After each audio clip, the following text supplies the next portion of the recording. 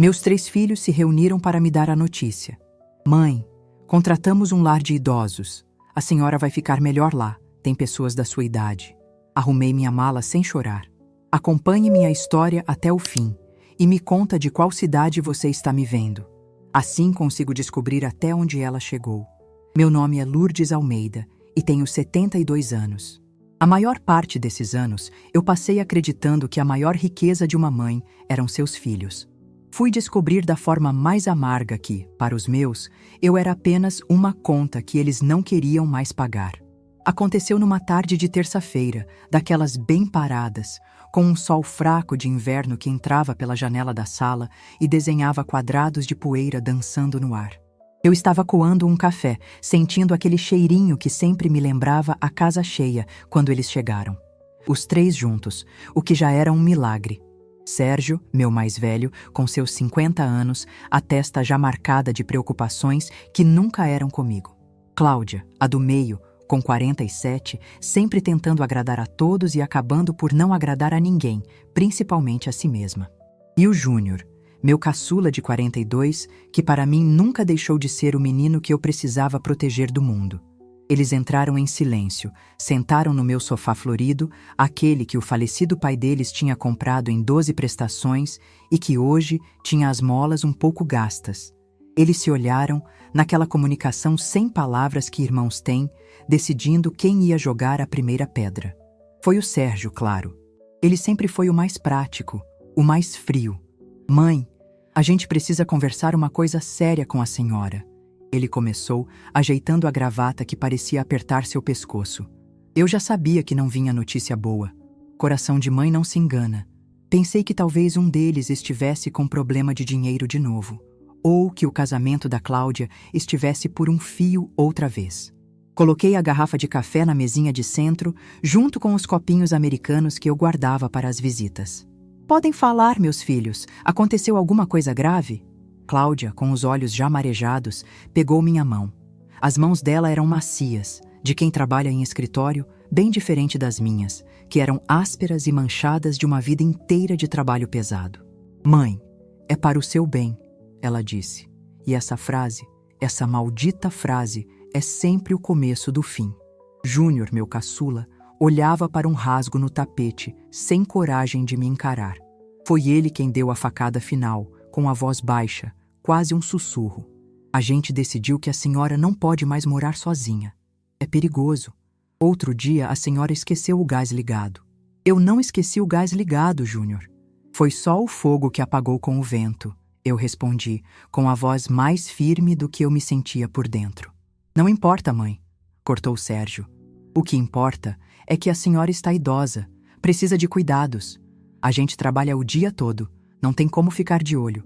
Por isso, nós tomamos uma decisão. Encontramos um lugar excelente para a senhora. Um lugar? Que lugar? Meu peito começou a apertar.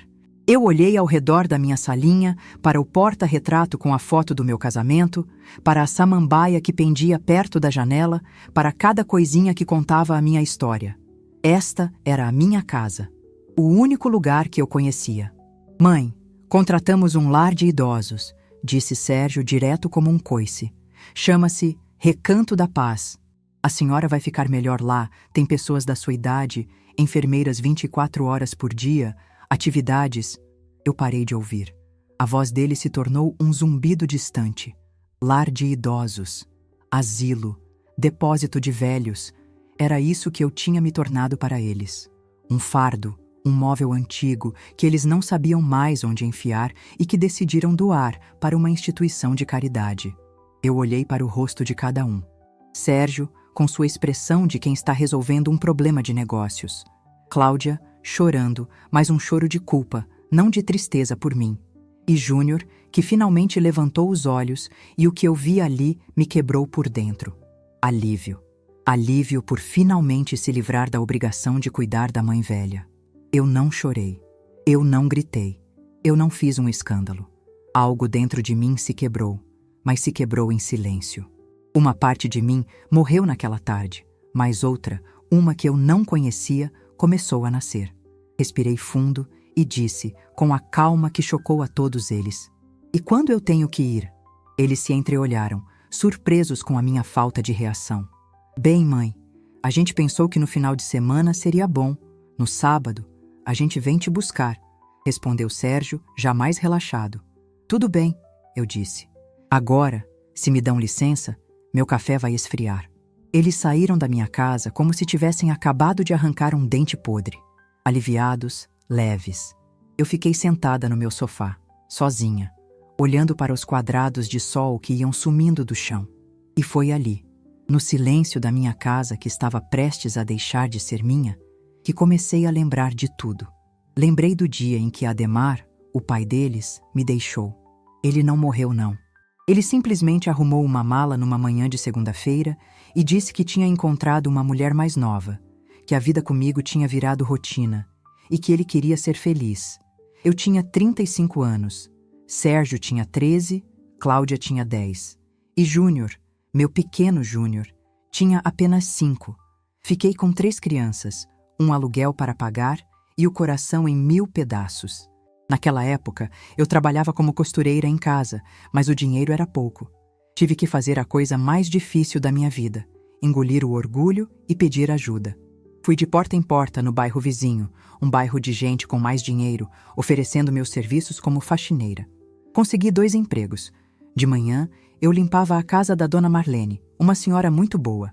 À tarde, eu ia para a casa da dona Iris. Minha vida virou uma correria sem fim.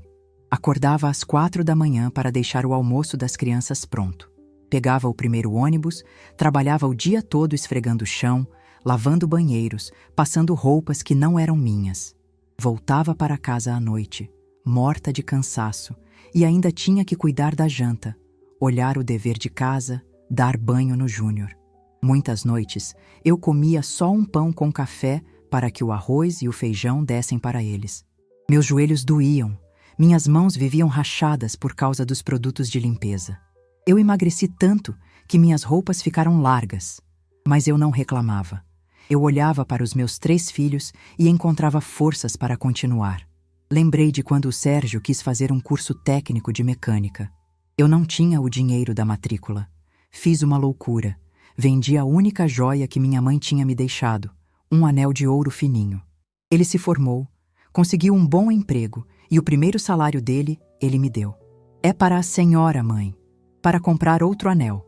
Eu chorei de orgulho, mas nunca comprei o anel. Usei o dinheiro para pagar uma conta de luz atrasada. Lembrei da festa de 15 anos da Cláudia. Ela sonhava com um vestido de princesa, rosa, cheio de brilho. Eu não tinha como pagar. Passei 3 meses virando as noites na minha máquina de costura, fazendo vestidos para as madames da cidade, pegando cada centavo extra para realizar o sonho da minha filha. No dia da festa, quando a vi naquele vestido, rodando no salão, eu senti que todo o meu sacrifício tinha valido a pena. E o Júnior? Ah, o Júnior. Ele sempre foi o mais apegado, o mais frágil. Quando ele decidiu que queria abrir uma pequena borracharia, eu não pensei 2 vezes. Peguei todo o meu fundo de garantia que tinha juntado em anos de trabalho e dei para ele. É para você começar sua vida, meu filho. Ele me abraçou tão forte, disse que eu era a melhor mãe do mundo. A borracharia deu certo. Júnior se casou, teve filhos. Cláudia também se casou, virou gerente numa loja. Sérgio virou chefe de oficina. Eu criei 3 filhos sozinha. 3 trabalhadores, 3 pessoas de bem. Ou era o que eu pensava. Enquanto as lembranças passavam pela minha cabeça, uma raiva fria começou a tomar conta de mim. Uma raiva que eu nunca tinha sentido antes. Não era uma raiva quente, de gritar e quebrar coisas. Era uma raiva gelada, quieta, que me dava uma clareza assustadora. Eles não se lembravam de nada disso? O anel vendido, as noites de costura, o dinheiro do fundo de garantia? Para eles, tudo isso era apenas minha obrigação de mãe? Foi então, no meio daquela dor e daquela raiva, que me lembrei de algo que tinha quase esquecido. Lembrei de Dona Iris. Dona Iris não era uma patroa comum. Ela era uma senhora viúva, sem filhos, que morava sozinha num casarão enorme. No começo, eu era apenas a faxineira. Mas com o tempo, nossa relação mudou. Ela começou a me pedir para sentar e tomar um café com ela depois da limpeza. Ela me contava sobre o marido, sobre as viagens que fizeram, sobre a solidão que sentia, e eu contava sobre meus filhos, sobre minhas dificuldades, sobre meus sonhos pequenos. Nos tornamos amigas, confidentes. Eu trabalhei para ela por mais de 20 anos. Mesmo depois que me aposentei, continuei indo na casa dela 3 vezes por semana. Não mais como faxineira, mas como companhia. Eu a ajudava com as compras, lia o jornal para ela quando sua vista começou a falhar, ouvíamos rádio juntas. Meus filhos nunca entenderam essa amizade. Mãe, a senhora já trabalhou a vida toda, por que continua indo servir aquela velha rica? Dizia a Cláudia. Eles não entendiam que eu não ia para servir, eu ia para encontrar uma amiga. Dona Iris faleceu há 6 meses, um pouco antes do meu ademar. Não, um pouco antes dos meus filhos decidirem o meu futuro. Ela morreu dormindo, em paz. O sobrinho dela, um homem que eu nunca tinha visto na vida, cuidou de tudo. Eu fui ao enterro, chorei como se tivesse perdido uma irmã. Uma semana depois do enterro, um advogado me ligou. Era o advogado da Dona Iris. Ele me pediu para ir ao escritório dele. Eu fui, sem entender nada. Pensei que talvez ela tivesse me deixado alguma lembrancinha. Um vaso, um quadro. Quando cheguei lá, o advogado, um senhor muito educado chamado Dr. Benigno, me fez sentar e me ofereceu um copo d'água. Dona Lourdes, ele começou. Eu fui advogado da Dona Iris por 30 anos. Ela confiava muito em mim e confiava ainda mais na senhora. Ele então abriu uma pasta e começou a ler o testamento dela. Meu coração quase parou. Dona Iris, minha amiga, minha confidente, tinha me deixado tudo. O casarão, os outros 2 apartamentos que ela tinha alugados, as ações de uma empresa que o marido dela fundou e uma quantia em dinheiro no banco que eu nem conseguia contar os zeros. Eu fiquei em choque. Eu disse que não podia aceitar, que era um engano. Mas não era. Dr. Benigno me mostrou a carta que ela deixou junto com o testamento. Para Lourdes, minha única e verdadeira família. Você cuidou de mim quando todos me esqueceram. Você me deu seu tempo e seu carinho, que são as coisas mais valiosas do mundo. Dinheiro não compra isso. Use essa herança para cuidar de você, para descansar, para ser feliz. Você merece mais do que ninguém. Com amor, sua amiga Iris. Eu saí daquele escritório flutuando. Era um segredo tão grande, tão pesado, que eu não sabia o que fazer com ele. Eu não contei para os meus filhos. Por quê? Porque no fundo eu sabia o que a Cláudia tinha dito. Velha rica. O dinheiro mudaria tudo. Eles me olhariam diferente, me tratariam diferente. E uma parte de mim queria que eles continuassem me amando, ou fingindo que me amavam pela pessoa que eu era, não pelo que eu tinha. Que tola eu fui. Agora, sentada no meu sofá, com a sentença de despejo dada pelos meus próprios filhos, a herança de Dona Iris parecia uma piada do destino. Eles estavam me jogando num asilo, me tirando minha casinha, meu cantinho, porque achavam que eu era um peso, uma despesa. E eu, a velhinha coitada, tinha mais dinheiro do que os 3 juntos sonhariam em ter na vida. A raiva fria se transformou em um plano. Um plano que nasceu ali, naquela sala escura. Eu não ia brigar. Eu não ia mostrar o testamento. Eu não ia jogar na cara deles que eu era rica. Não. Eu ia fazer exatamente o que eles queriam. Eu ia para o recanto da paz. Levantei-me do sofá e fui até o meu quarto. Abri o guarda-roupa e peguei uma mala pequena, aquela que eu usava quando ia passar o fim de semana na casa da Cláudia para cuidar dos netos. Comecei a arrumar minhas coisas. Poucas peças de roupa, meu chinelo, minha escova de dentes. Não peguei nenhum porta-retrato. Não peguei nenhuma lembrança deles. No fundo de uma gaveta, debaixo das minhas roupas de baixo, estava a pasta com os documentos que o Dr. Benigno tinha me dado. Peguei a pasta e a coloquei no fundo da mala, debaixo de tudo. No sábado de manhã, eles chegaram pontualmente. Encontraram-me sentada na sala, com a mala ao meu lado, esperando. "A senhora está pronta, mãe?"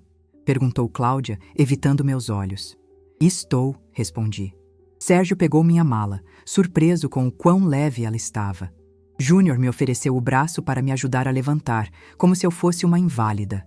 Eu caminhei com eles até a porta. Dei uma última olhada para a minha casa.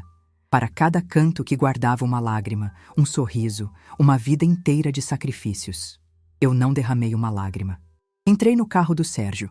Sentei no banco de trás, sozinha. Eles conversavam na frente, sobre o trabalho, sobre o tempo, sobre qualquer coisa para não falar sobre o que estavam fazendo. Eu olhava pela janela, via meu bairro, minhas ruas, ficando para trás. Eles achavam que estavam me levando para o fim. Mal sabiam eles que estavam me levando para um novo começo. O começo da minha vingança. Ou melhor, da minha lição. Uma lição que eles, meus queridos filhos, jamais esqueceriam. O lugar que meus filhos chamaram de Recanto da Paz cheirava a uma mistura de desinfetante barato com tristeza antiga. Era um cheiro que grudava na roupa e na alma.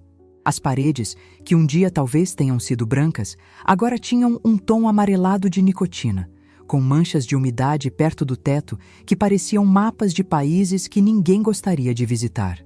O barulho constante era o de uma televisão ligada num volume muito alto num canal de auditório, com risadas forçadas que não combinavam em nada com os rostos vazios dos outros moradores sentados em cadeiras de plástico no corredor. Meus filhos me guiaram por esse corredor como se estivessem me apresentando a um hotel 5 estrelas. "Olha, mãe, tem televisão", disse Cláudia, apontando para o óbvio, com um entusiasmo que soava falso até para os meus ouvidos. Sérgio, sempre prático, foi direto a uma mulher de uniforme branco que estava atrás de um balcão de fórmica.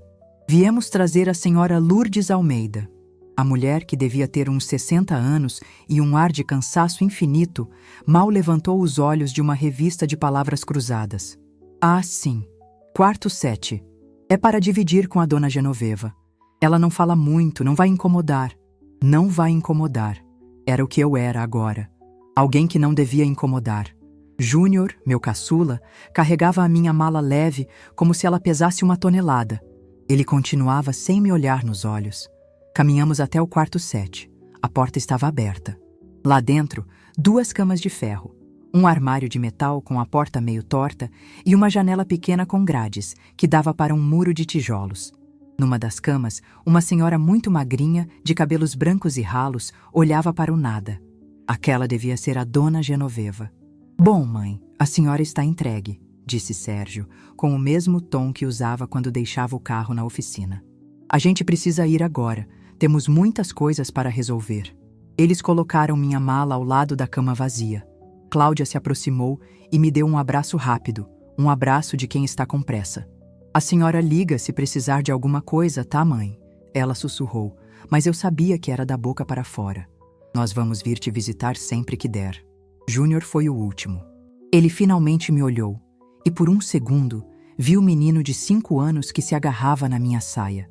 Os olhos dele estavam cheios de lágrimas, mas ele as engoliu. "Se cuida, mãe." Foi tudo o que ele conseguiu dizer. Eles saíram. Eu fiquei parada no meio do quarto, ouvindo os passos dele se afastando pelo corredor. Não olhei para trás.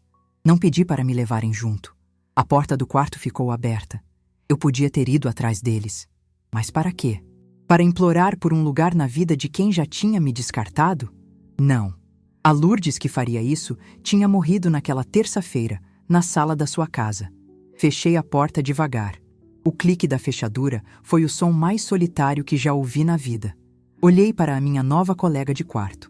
"Boa tarde", eu disse. Dona Genoveva continuou olhando para a parede. Talvez ela realmente não falasse, ou talvez já tivesse aprendido que naquele lugar o silêncio era a melhor companhia. Sentei na minha cama. A mola rangeu. O colchão era fino. Dava para sentir o estrado de ferro nas costas. Abri minha mala. Em cima, as poucas roupas que eu tinha trazido. Por baixo, a pasta grossa com os documentos da herança de Dona Iris. Meu tesouro e meu segredo. Minha arma. Enquanto isso, no carro, o alívio era quase palpável. Sérgio dirigia com as 2 mãos no volante, os nós dos dedos brancos. Cláudia, no banco do passageiro, finalmente deixou as lágrimas de culpa caírem. "Eu me sinto um monstro", ela soluçou. "Para com isso, Cláudia", respondeu Sérgio, sem tirar os olhos do trânsito. "A gente fez o que tinha que ser feito. A mamãe não tinha mais condições de ficar sozinha. A gente salvou ela dela mesma."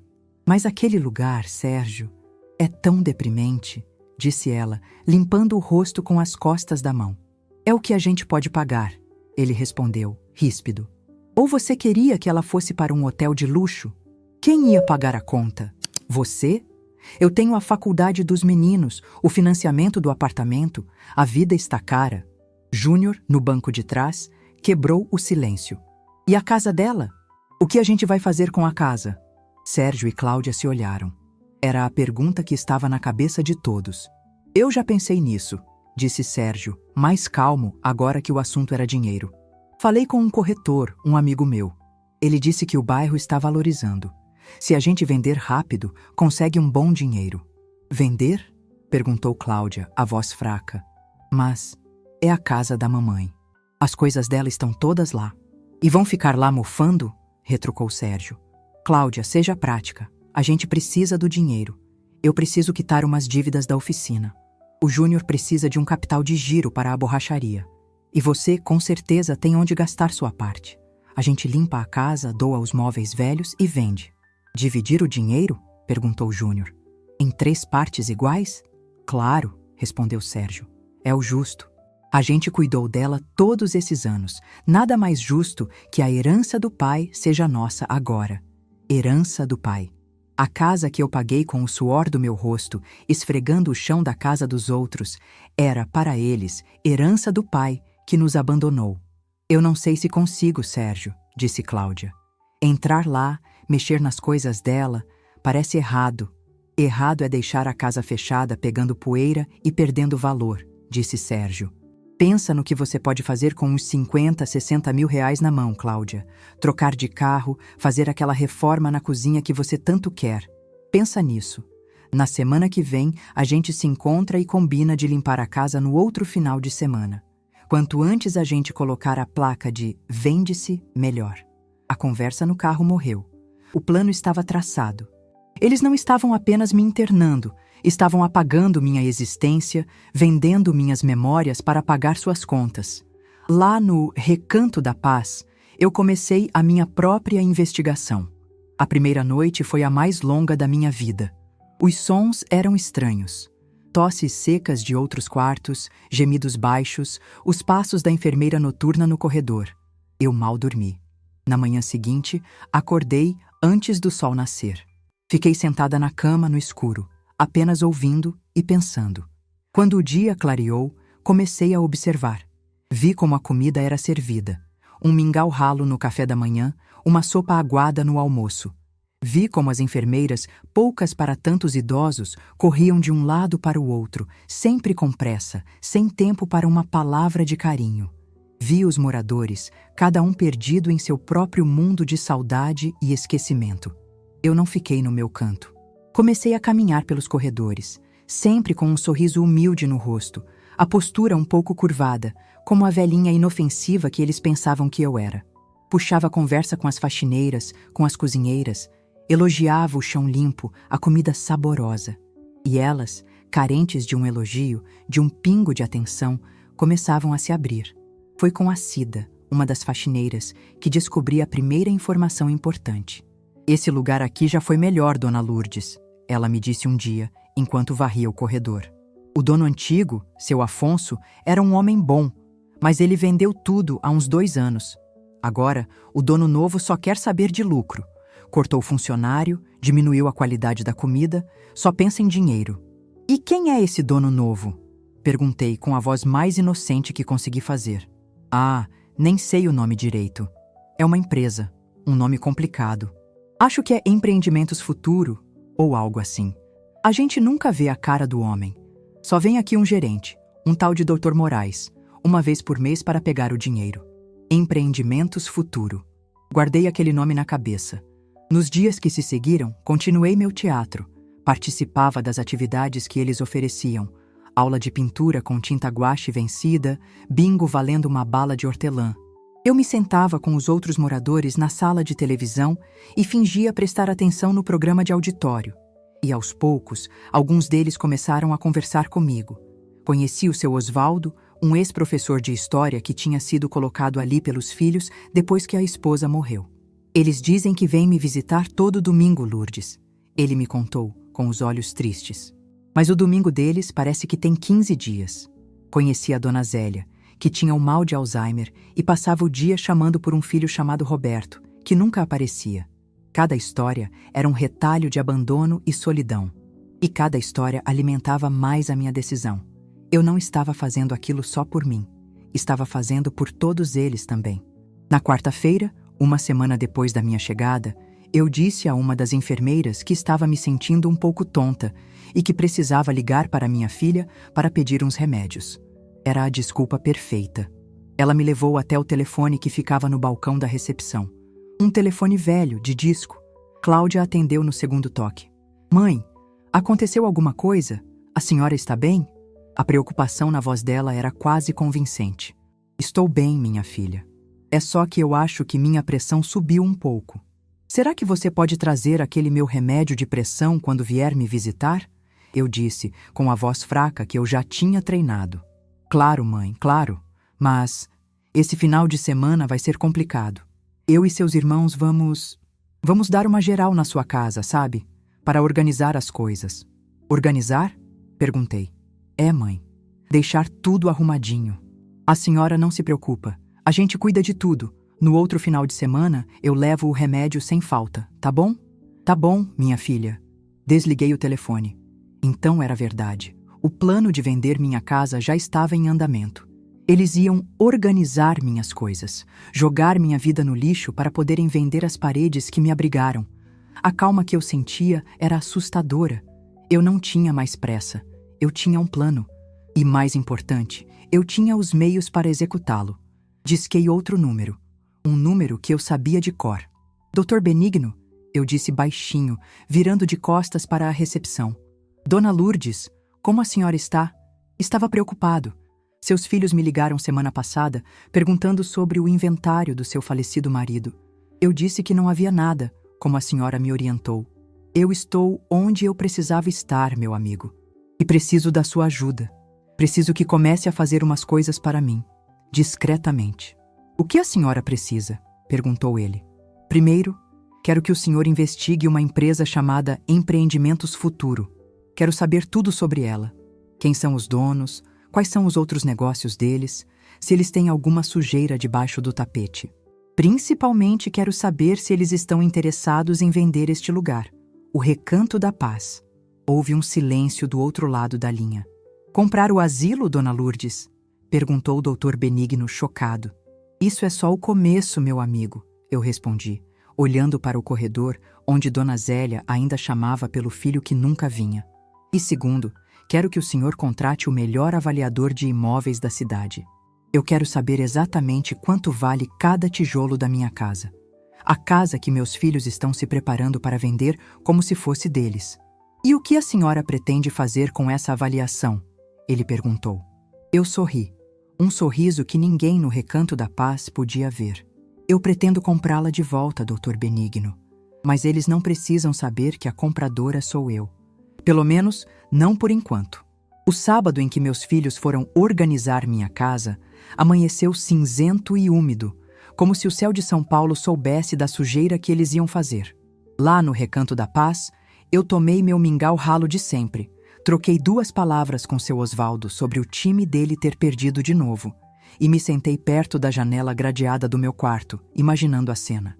Eu conseguia vê-los como se estivesse lá. Sérgio chegou primeiro, abrindo a porta da minha casa com uma chave que ele tinha e que eu nunca imaginei que seria usada para me apagar de lá. Ele andou pela sala, com seu ar de chefe, já calculando o que valia a pena e o que era lixo.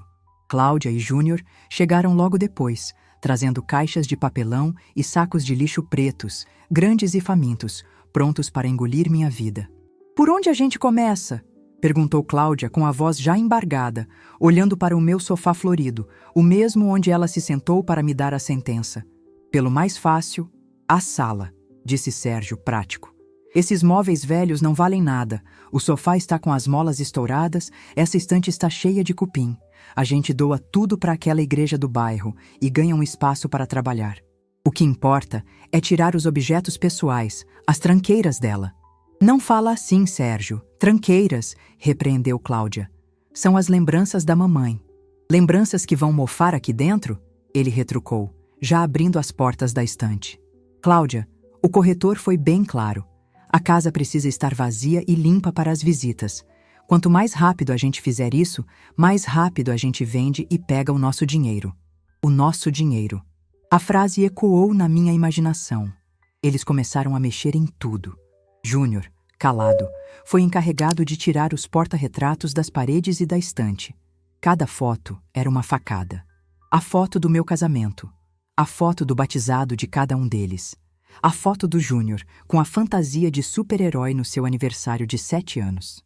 Ele olhava para as fotos por um segundo, o rosto se contorcendo numa careta de culpa, e depois as colocava com uma delicadeza forçada dentro de uma caixa de papelão. Sérgio era o carrasco. Abriu minhas gavetas sem cerimônia. Encontrou minha caixinha de costura. Olha isso, agulha, linha, botão, velho, lixo! E jogou tudo num saco preto. Ele não sabia que com aquelas agulhas e linhas eu tinha remendado os uniformes escolares dele por anos, para que ele não fosse zoado pelos colegas. Ele não sabia que aqueles botões eram dos vestidos que eu costurava de madrugada para pagar a festa de 15 anos da irmã dele. Cláudia encontrou a coleção de santinhos de papel que eu guardava num álbum antigo. Nossa, mãe guardava isso ainda? Ela disse, folheando as páginas com um misto de nostalgia e desprezo. É tão brega. Joga fora, Cláudia. Ninguém vai querer comprar uma casa cheia de coisa de velha, ordenou Sérgio. Mas talvez ela queira levar para lá, gaguejou Cláudia. Levar para quê? Para pegar poeira debaixo daquela cama de ferro? Para de ser sentimental. O objetivo aqui é esvaziar a casa. Foco, ele disse batendo palmas como se estivesse dando ordens aos seus mecânicos. A limpeza continuou pelo resto do dia. Eles invadiram meu quarto, o lugar mais sagrado para mim.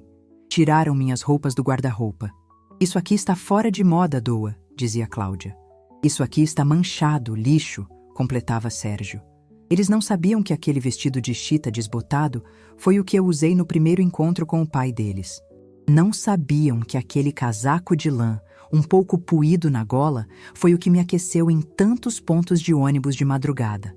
O momento mais cruel para mim foi quando Júnior abriu a gaveta da minha cômoda e encontrou os cadernos de receita da minha mãe.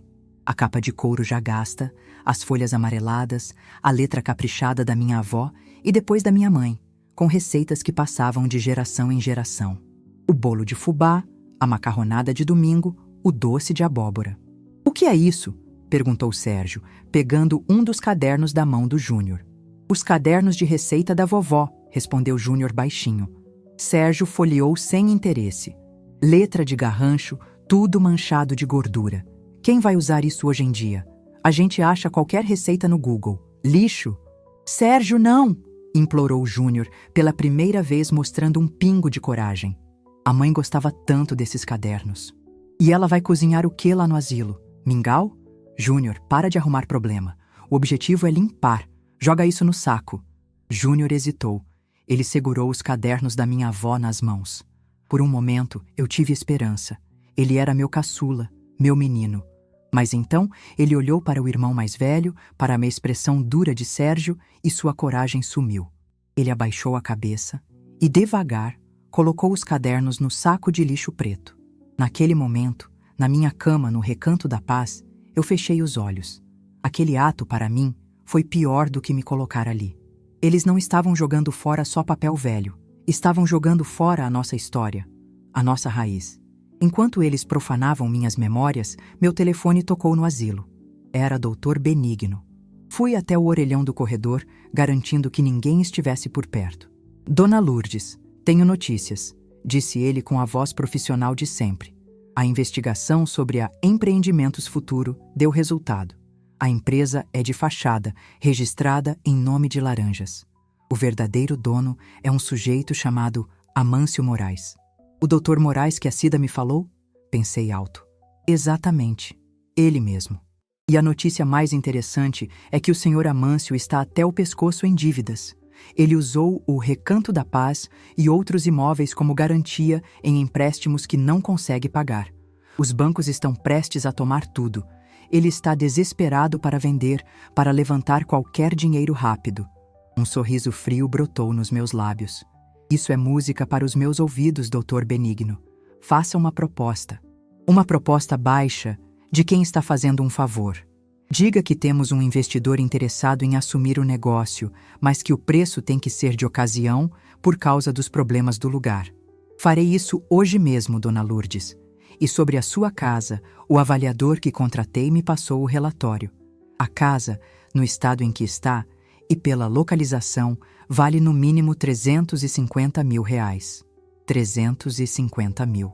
Era muito mais do que meus filhos imaginavam.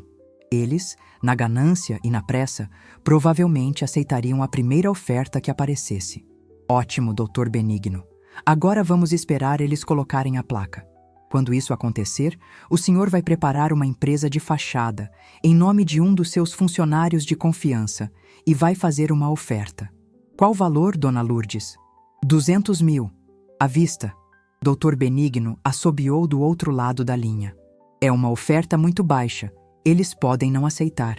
Eles vão aceitar, eu disse, com uma certeza que me assustou. Eles estão com pressa, estão com dívidas, e o corretor do Sérgio, sendo amigo dele, provavelmente vai avaliá-la por baixo para vender rápido e pegar a comissão. 200 mil à vista vai parecer um presente do céu para eles. Eles não vão nem pensar duas vezes. 2 semanas se passaram. 2 semanas em que eu continuei meu papel de velhinha dócil no asilo. Meus filhos não me visitaram. Cláudia ligou uma vez para dizer que a organização da casa tinha dado muito trabalho, mas que já estava quase tudo pronto. Ela não mencionou os sacos de lixo cheios com a minha vida. No sábado seguinte, Dona Márcia, minha vizinha fiel, veio me visitar. Era a primeira visita que eu recebia. Ela me trouxe um bolo de fubá, feito com a receita que um dia esteve nos cadernos da minha mãe. Meus olhos se encheram d'água, mas eu me segurei. Lourdes, minha amiga, eu não queria ser a portadora de más notícias, mas... Ela começou, segurando minhas mãos. Eles colocaram a placa. Hoje de manhã. Eu sei, Márcia. Eu já esperava. Eles jogaram tanta coisa fora, Lourdes. Tanta coisa sua. Eu vi os sacos de lixo na calçada. Meu coração ficou em pedaços. O meu também, minha amiga. Mas às vezes a gente precisa que o coração se quebre em 1000 pedaços para poder colar de um jeito novo, mais forte. Ela me olhou sem entender direito, mas viu a firmeza no meu olhar. Naquela mesma tarde, liguei para o Dr. Benigno. A placa está na porta. Pode fazer a oferta. 3 dias depois, o telefone tocou na casa da Cláudia. Era Sérgio, a voz vibrando de animação. Cláudia, você não vai acreditar. Apareceu um comprador para a casa da mamãe. Já? Mas a placa subiu há 3 dias, disse ela, surpresa. Pois é uma empresa. Parece que eles compram imóveis na região para investir.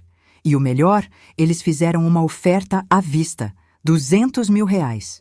200 mil? A voz de Cláudia vacilou. Sérgio, o seu amigo corretor não disse que valia uns 250? Valia. Se a gente quisesse esperar meses, talvez 1 ano, para achar um comprador.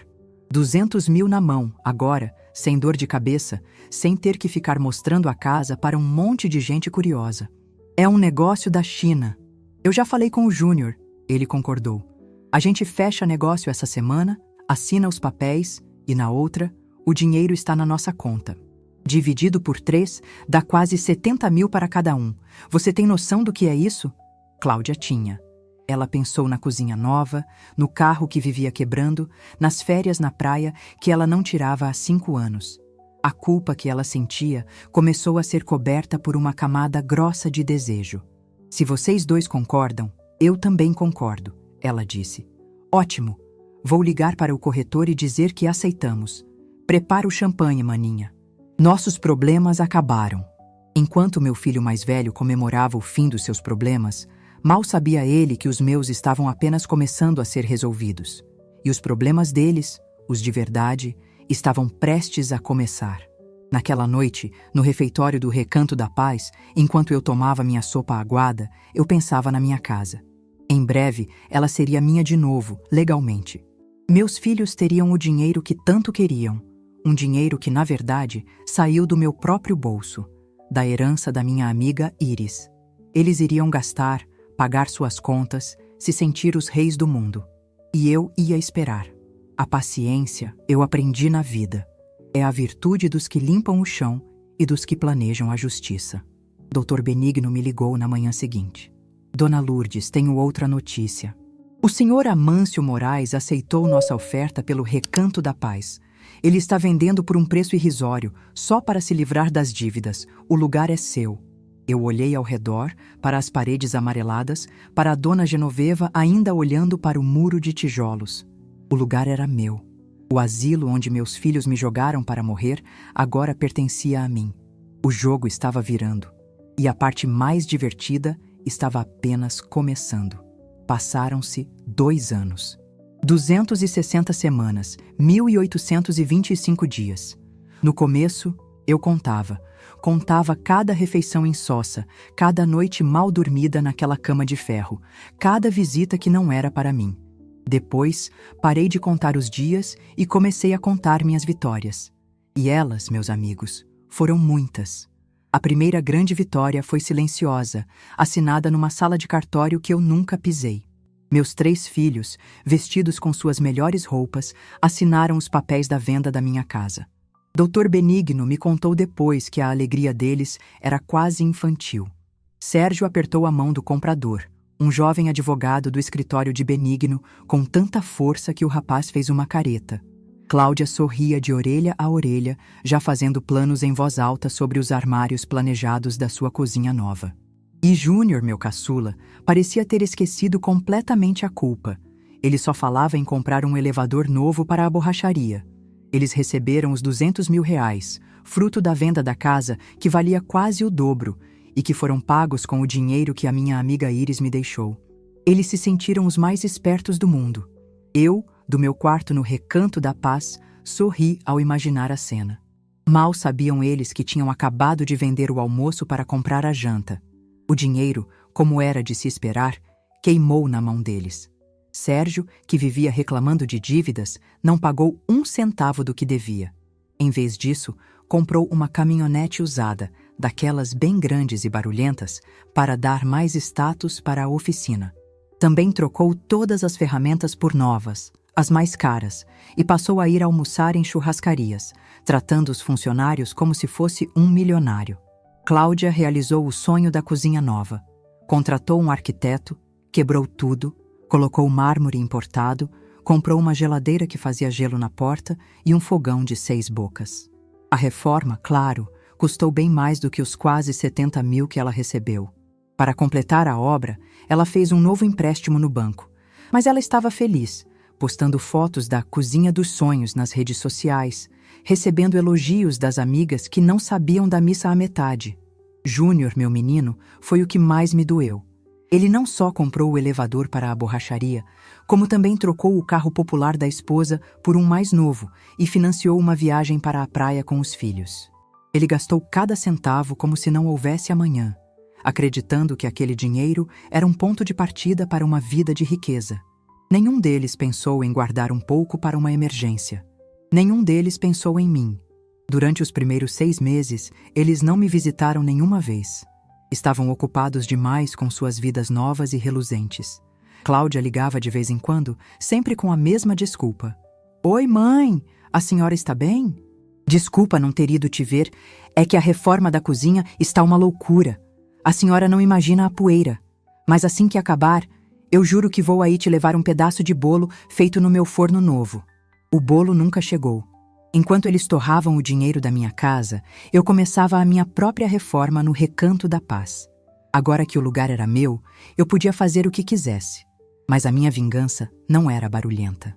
Ela era como uma costura feita por dentro do pano que só aparece quando a peça está pronta. Continuei vivendo como uma simples moradora. Ninguém, nem os funcionários, nem os outros idosos, desconfiava de nada. Dr. Benigno contratou, em meu nome, uma nova administradora. Uma mulher chamada Sofia, de uns 50 anos, com um coração do tamanho do mundo e uma firmeza de general. Ela era viúva, tinha cuidado da mãe com Alzheimer por 10 anos e entendia de gente. Sofia chegou numa segunda-feira, apresentada a nós como a nova gerente enviada pelos novos donos. A primeira coisa que ela fez foi demitir o Dr. Moraes, o gerente explorador, e a enfermeira-chefe, uma mulher azeda chamada Ivone, que tratava os idosos como se fossem sacos de batata. Foi uma cena linda de se ver. Eu, sentada na minha cadeira de plástico, fingindo cochilar, vi o queixo do Dr. Moraes cair quando Sofia apresentou os papéis da demissão dele. A segunda coisa que Sofia fez, seguindo minhas ordens, foi mudar a comida. Na terça-feira, em vez do mingau ralo, tivemos pão fresco, manteiga, mamão e café com leite de verdade. No almoço, em vez da sopa aguada, veio arroz, feijão, frango assado com batatas e salada de tomate. O silêncio no refeitório foi diferente. Não era o silêncio da resignação. Era o silêncio de quem não acredita no que está vendo. Seu Osvaldo, sentado na minha frente, tinha os olhos cheios d'água. Faz 5 anos que não como um pedaço de frango tão gostoso, Lourdes, ele me disse, com a voz embargada. Eu apenas sorri. As mudanças continuaram. Sofia contratou mais enfermeiras, mais faxineiras. As paredes amareladas foram pintadas de um creme clarinho e alegre. As cadeiras de plástico do corredor foram trocadas por poltronas confortáveis, doadas por uma empresa anônima. As lâmpadas queimadas foram trocadas, os banheiros reformados. O Recanto da Paz começou, aos poucos, a fazer jus ao nome. Eu me tornei a conselheira secreta de Sofia. À noite, quando todos dormiam, eu ia até a salinha dela e a gente conversava. Sofia, a dona Zélia precisa de um colchão novo, aquele está afundando, eu dizia. Sofia, o seu Osvaldo adora jogar damas, será que não conseguimos uns tabuleiros? E no dia seguinte, as coisas aconteciam. Para os outros, eu era apenas a dona Lourdes, uma velhinha simpática que a nova gerente gostava de ouvir. Começamos a organizar atividades de verdade. Uma vez por semana, um rapaz vinha tocar violão e cantar músicas antigas. As tardes de bingo agora valiam uma caixa de bombons. Compramos lãs e agulhas de tricô, e as senhoras que ainda tinham as mãos firmes começaram a fazer sapatinhos para doar para a maternidade da cidade. O lugar começou a ter vida. Os moradores começaram a sorrir mais, a conversar mais. Até a dona Genoveva, minha colega de quarto, um dia se virou para mim e disse: "O sol está bonito hoje, não é?" Foi a primeira frase que ouvi dela. 1 ano se passou assim. Meus filhos continuavam suas vidas, cada vez mais distantes. O dinheiro da venda da casa já tinha acabado há muito tempo. A caminhonete do Sérgio vivia na oficina, porque ele não tinha dinheiro para a manutenção. A cozinha de mármore da Cláudia tinha 2 prestações do empréstimo atrasadas.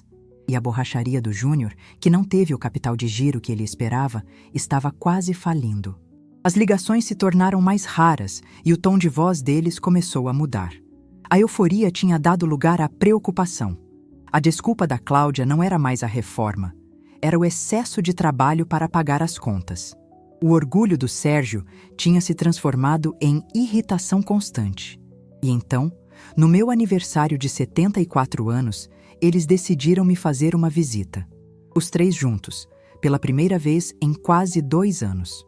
Eu sabia que eles não vinham para celebrar. Eles vinham porque precisavam de alguma coisa. Sofia me avisou que eles tinham chegado. Eu pedi para ela me deixar recebê-los sozinha, no jardim que tínhamos construído nos fundos. Um lugar com um gramado verdinho, bancos de madeira e um canteiro de rosas que eu mesma cuidava. Quando eles me viram, ficaram em choque. Eu não era mais a velhinha curvada e de olhar triste que eles tinham deixado para trás. Eu estava usando um vestido florido que eu mesma tinha comprado numa das minhas saídas para ir ao médico. Meus cabelos brancos, que tinham crescido de novo, estavam bem cortados. Eu parecia saudável, feliz. E o lugar? O lugar não se parecia em nada com o depósito de velhos que eles tinham escolhido. Estava limpo, cheirava a flores e a bolo de laranja que vinha da cozinha nova. Outros idosos conversavam animadamente nos bancos, jogavam cartas numa mesinha. "Mãe?", disse Cláudia, como se estivesse vendo uma assombração. "A senhora está ótima." "Eu estou, minha filha. Nunca estive melhor", eu respondi, com um sorriso sereno. "E o que aconteceu com este lugar?", perguntou Sérgio, olhando ao redor, desconfiado. "Mudou de dono?" "Mudou, sim, há uns 2 anos. Parece que os novos donos se importam de verdade com a gente", eu disse, saboreando a ironia. Eles se sentaram no banco, desconfortáveis. A visita de aniversário era só uma desculpa. Depois de alguns minutos de conversa fiada sobre o tempo e sobre os netos, Sérgio foi direto ao ponto, como sempre. Mãe, a gente veio porque a situação não está boa para ninguém. Ele começou a desfiar um rosário de reclamações. A oficina não estava dando lucro, os clientes sumiram, os impostos estavam altos. Cláudia emendou, falando que o marido tinha perdido o emprego e que a prestação da cozinha estava virando uma bola de neve. Júnior, de cabeça baixa, confessou que estava pensando em fechar a borracharia. Eu ouvi tudo em silêncio. O mesmo silêncio que eu tinha feito quando eles me deram a notícia de que eu viria para cá. É uma pena ouvir isso, meus filhos, eu disse quando eles terminaram. Então, mãe, começou Cláudia, com a voz melosa. A gente estava pensando, a senhora parece tão bem aqui, tão adaptada, e a gente sabe que a senhora tem a sua aposentadoria. Talvez a senhora pudesse nos ajudar. Só um empréstimo para a gente se reerguer. Aí estava. O motivo da visita. O dinheiro. Eles tinham vendido a minha casa, torrado a parte deles, e agora queriam o meu dinheirinho da aposentadoria, que mal dava para os meus remédios. Ou, pelo menos, o dinheiro que eles achavam que eu tinha. Levantei-me do banco e comecei a caminhar pelo jardim. Eles me seguiram com os olhos, ansiosos pela resposta. Sabe, meus filhos, eu comecei, parando em frente a um canteiro de rosas vermelhas. Eu aprendi muitas coisas nesses 2 anos. Aprendi que a gente nunca está velho demais para fazer novos amigos. Aprendi que um prato de comida quente pode salvar a alma de uma pessoa. E aprendi que a gente colhe exatamente o que planta. Eu me virei para eles. O sorriso tinha sumido do meu rosto. Vocês plantaram o abandono. Vocês me trataram como um objeto velho e sem valor. Jogaram minhas memórias no lixo e venderam o teto que me abrigava para satisfazer os desejos de vocês. Mãe, não fala assim, tentou Cláudia. Eu falo como eu quiser, Cláudia. Essa é outra coisa que eu aprendi. A minha voz tem valor. Eu respirei fundo. Era a hora. Vocês vêm aqui, depois de 2 anos de silêncio, não para me dar um abraço de feliz aniversário, mas para me pedir dinheiro. O dinheiro que vocês acham que eu, a velhinha coitada, juntei a vida toda. A resposta é não. Os 3 me olharam, chocados. Era a primeira vez na vida que eu dizia não para eles. Mas, mãe, nós somos seus filhos, protestou Sérgio. A senhora tem a obrigação de nos ajudar. Eu ri. Uma risada alta, genuína, que fez alguns dos outros moradores olharem na nossa direção. Obrigação? Sérgio, a minha obrigação com vocês terminou no dia em que vocês me deixaram na porta deste lugar. Agora, se me dão licença, está quase na hora do nosso cinema. Cinema? Perguntou Júnior, confuso. Sim, os novos donos compraram um telão e uma máquina de pipoca. Hoje vai passar um filme antigo, um de romance. É a minha sessão favorita. Eu me virei e comecei a andar de volta para a casa, deixando os 3 parados no meio do jardim, de boca aberta. Eles achavam que a conversa tinha acabado ali. Mal sabiam eles que eu tinha guardado a melhor parte para o final. Eu ainda tinha uma última carta na manga e estava prestes a colocá-la na mesa. Eu os deixei no jardim, paralisados como estátuas de sal. A imagem dos 3, com os rostos transbordando de choque e incredulidade, me deu uma satisfação amarga. Por 2 anos, eu tinha sido a invisível, a coitada, a que não tinha voz. Agora, o meu não ecoava no ar como um trovão, e eles não sabiam como reagir. Virei as costas e caminhei devagar, sem pressa, em direção à porta da casa principal. Eu ouvi os cochichos começando atrás de mim, primeiro baixos, depois mais altos, cheios de raiva. Eu sabia que eles não me deixariam ir assim. A recusa não era uma opção no mundo deles. «Mãe, espera aí!» gritou Sérgio. A voz dele não era mais de súplica, era de ordem. Eu não parei. Continuei andando, empurrei a porta de vidro e entrei na sala de convivência, onde a TV já estava ligada num volume baixo e a Sofia, a administradora, me esperava com um sorriso discreto. Eles vieram atrás de mim, entrando no asilo como um furacão. Cláudia estava chorando de raiva. Júnior vinha atrás, o rosto pálido. Sérgio me alcançou e segurou meu braço. Não com força, mas com uma firmeza que era uma ameaça. «A senhora não pode simplesmente virar as costas para a gente», ele disse entre os dentes. «Depois de tudo que a gente passou, A gente está no fundo do poço e a senhora se recusa a ajudar? Que tipo de mãe faz isso? Eu puxei meu braço de volta, com calma. O tipo de mãe que se cansou de ser usada, Sérgio. Eu respondi, minha voz firme, mas baixa, para não chamar a atenção dos outros moradores que começavam a nos olhar com curiosidade. Vocês não estão no fundo do poço. Vocês estão apenas começando a experimentar a vida sem a minha rede de proteção. Existe uma grande diferença. Rede de proteção? Que rede de proteção? Ele riu sem humor. A senhora vivia da sua aposentadoria miserável. A gente que te ajudava, a gente que se preocupava. Se preocupavam tanto que venderam minha casa pelo primeiro preço que apareceu para pagar por caminhonetes e cozinhas de luxo. Eu retruquei. O rosto dele ficou vermelho.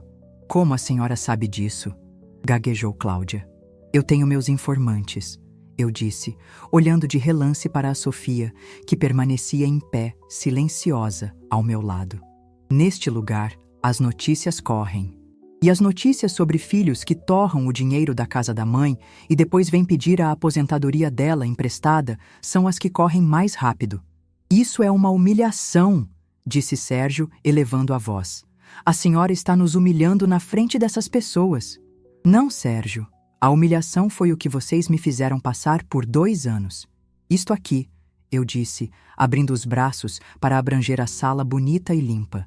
Chama-se consequência. Vocês acharam que eu não era nada? Que a minha vida cabia numa mala pequena e que minhas memórias podiam ser jogadas no lixo? Vocês me subestimaram. Foi o maior erro da vida de vocês. A gente só quer um empréstimo, insistiu Cláudia, as lágrimas escorrendo pelo rosto. A gente paga de volta, eu juro. A gente só precisa de um tempo para respirar. Tempo para respirar, eu repeti pensativa. Eu também precisei de um tempo para respirar quando cheguei aqui. Mas a única coisa que eu tinha era ar com cheiro de desinfetante. Vocês querem uma ajuda? Uma oportunidade para se reerguerem? Tudo bem. Os olhos deles brilharam com uma faísca de esperança. Eles acharam que eu tinha cedido. Eu posso conversar com os donos deste lugar, eu continuei. Eles são pessoas muito boas, muito corretas. Talvez eles tenham algum serviço para vocês. Um emprego. A esperança no rosto deles murchou e deu lugar à confusão. Emprego? Aqui? Perguntou Júnior, falando pela primeira vez. Sim, este lugar cresceu muito. Sempre precisa de gente para trabalhar. Mão de obra honesta. Eu me virei para Sérgio. Você, por exemplo, entende de mecânica, não é? Temos um portão elétrico que vive dando problema e as cadeiras de rodas precisam de manutenção constante. Um homem com as suas habilidades seria muito útil na manutenção geral. O salário não é uma fortuna, mas é honesto. E com a sua caminhonete você pode até fazer uns fretes para a gente, trazer as compras. O rosto de Sérgio passou do vermelho para o roxo. A senhora está de brincadeira. A senhora quer que eu venha trabalhar de zelador neste lugar? Não é zelador, é encarregado de manutenção. Eu corrigi com um sorriso doce. É um trabalho digno, suja as mãos, mas limpa a consciência. Eu me virei para Cláudia. E você, minha filha, que tem uma cozinha tão linda, com forno novo. Você tem um talento para cozinhar. A nossa cozinheira, a dona Nena, está ficando cansada. Ela adoraria ter uma ajudante. Você poderia fazer os bolos para o café da tarde, ajudar a preparar o almoço. O cheiro de comida boa faz tão bem para a alma das pessoas aqui. Cláudia olhou para as próprias mãos, as unhas recém-feitas que ela exibia nas redes sociais. A ideia de descascar batatas e lavar panelões parecia causar nela uma dor física. Eu não sei cozinhar para tanta gente, ela murmurou. A gente aprende, minha filha. Eu aprendi a viver aqui. Você pode aprender a cozinhar. Finalmente, me virei para o meu caçula. E você, Júnior? Você sempre gostou de plantas quando era menino. Lembra do pé de feijão que plantamos no algodão? O nosso jardim, lá nos fundos, precisa de cuidados constantes. Aparar a grama, regar as rosas, plantar novas mudas, um jardineiro, um trabalho ao ar livre, honesto, longe da graxa dos pneus. O silêncio que se seguiu foi pesado. Eles não estavam apenas chocados, estavam ofendidos. A oferta não era de ajuda na cabeça deles. Era um insulto final. A senhora ficou louca, disse Sérgio cuspindo as palavras. Louca e cruel. A senhora prefere nos ver trabalhando como empregados a nos emprestar o dinheiro que a senhora tem obrigação de nos dar. Aí é que você se engana, meu filho. Eu não tenho obrigação nenhuma. E eu não quero ver vocês como empregados. Eu quero dar a vocês a chance de serem úteis, de sentirem o que é acordar cedo e trabalhar por um salário no fim do mês. De cuidarem de outras pessoas em vez de só olharem para o próprio umbigo. É uma chance de redenção, a única que eu vou oferecer. Eu nunca vou me rebaixar a isso, gritou Sérgio. Eu prefiro pedir esmola na rua a virar seu faz-tudo. A escolha é sua, eu disse calmamente. Ele se virou para as irmãs. Vamos embora daqui. Essa mulher não é mais a nossa mãe. Ele saiu batendo a porta. Cláudia olhou para mim, o rosto molhado de lágrimas, uma mistura de raiva e desespero. Como a senhora pôde? Ela sussurrou e saiu correndo atrás do irmão. Júnior ficou. Ele me olhou, os olhos cheios de uma tristeza profunda. Ele não disse nada, apenas balançou a cabeça, como se dissesse, eu sinto muito, e se virou, caminhando lentamente para a saída. Eu fiquei ali, no meio da sala de convivência, com a Sofia ao meu lado. Os outros moradores, que tinham assistido a tudo em silêncio, começaram a se aproximar. Seu Osvaldo colocou a mão no meu ombro. Você foi muito corajosa, Lourdes, ele disse. Eu não me sentia corajosa. Eu me sentia exausta, mas também me sentia livre. Sofia, eu disse, me virando para a administradora, que me olhava com admiração.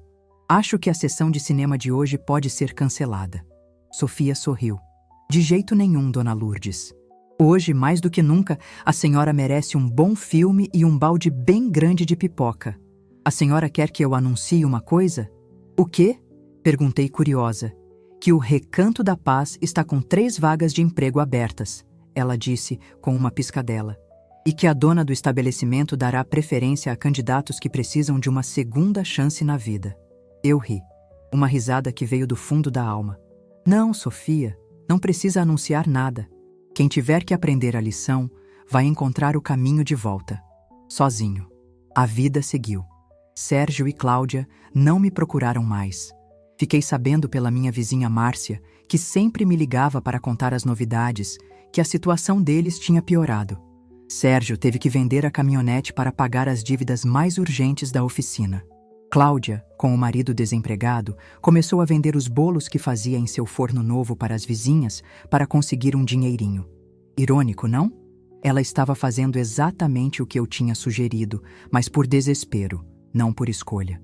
Mas uma semana depois daquela visita, algo inesperado aconteceu. Numa manhã de terça-feira, eu estava no jardim, cuidando das minhas rosas, quando vi um vulto perto do portão dos fundos. Era o Júnior. Ele estava parado ali, olhando para dentro, com as mãos nos bolsos da calça jeans surrada. Ele parecia ter envelhecido 10 anos em uma semana. Eu não disse nada. Continuei a podar uma roseira. Ele ficou ali por uns 10 minutos. E então, ele abriu o portão e entrou. Caminhou até mim, devagar. Oi, mãe. Oi, meu filho. Ele olhou para as minhas mãos, para a tesoura de jardinagem. A senhora gosta mesmo de mexer com as plantas, né? Sempre gostei. Me acalma a alma. Ficamos em silêncio por um tempo. O único som era o da minha tesoura cortando os galhos secos. Mãe, ele começou, a voz trêmula. Eu fechei a borracharia. Eu sinto muito, meu filho. Não sinta. Eu não era um bom comerciante. Eu era um sonhador. Achei que o dinheiro ia resolver tudo. Ele chutou uma pedrinha no chão. Eu vim perguntar se aquela proposta de emprego ainda está de pé. Eu parei o que estava fazendo e olhei para ele. Nos olhos dele não havia orgulho, não havia raiva. Havia apenas um cansaço imenso e uma nesga de esperança. Para qual vaga você está se candidatando? Perguntei, séria. Ele deu um sorriso triste. A de jardineiro, eu acho. Eu entreguei a ele a tesoura de poda. Pode começar por aquele canteiro ali. As ervas daninhas estão sufocando as margaridas. Júnior pegou a tesoura. A mão dele tremia um pouco. Ele olhou para a ferramenta, depois para mim. Havia lágrimas em seus olhos. Obrigado, mãe. Não me agradeça ainda, eu disse. O trabalho é pesado e o salário é o mínimo. Você vai ter que provar que merece. Não a mim, a você mesmo. Ele assentiu e foi. Eu o observei começar a trabalhar. Com jeito, sem pressa, limpando a terra em volta das flores. Meu filho, meu caçula, estava começando a colher o que tinha plantado. E, pela primeira vez em muito tempo, eu senti que a colheita, no final, poderia ser boa. Eu não sei o que o futuro reserva para o Sérgio e para a Cláudia. Talvez a vida lhes ensine as lições que eu tentei ensinar. Talvez não. Mas o que eu sei é que a minha história não é sobre vingança. É sobre respeito. O respeito que eu perdi e que tive que reconquistar da maneira mais dura. Hoje, eu não sou mais a Lourdes, a faxineira, a viúva, a mãe abandonada. Eu sou a Dona Lourdes, a mulher que cuida de um jardim, que assiste a filmes antigos com seus amigos e que de vez em quando ensina a um filho o valor de cuidar de um pé de margaridas. E para mim, essa é a maior riqueza que alguém pode ter.